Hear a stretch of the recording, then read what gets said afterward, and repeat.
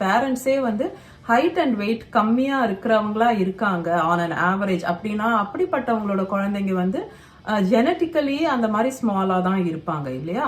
So அதனாலதான் அந்த கிராஃப்ல உங்களோட ஆப்ஸ்டட்ரீஷியன் கைனகாலஜிஸ்ட் இருப்பாங்க இல்லையா, உங்க டாக்டர், அவங்க வந்து அந்த கிராஃப்ல வந்து ஒரு செக்அப்க்கு அப்புறமும் அந்த கிராஃப்ல அவங்க பிளாட் பண்ணுவாங்க.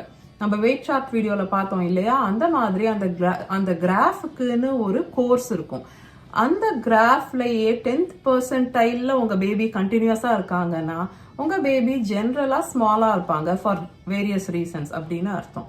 பட் அந்த 10th பெர்சன்டைல்லையும் மெயின்டைன் ஆகாம அவங்க கொஞ்சம் கொஞ்சமா அந்த கிராஃப் வந்து அந்த 10th பெர்சன்டைலுக்கும் கீழே போயிட்டே இருக்கு அப்படின்னா அப்போதான் அது வந்து ஐயூஜிஆர்னு சொல்றாங்க.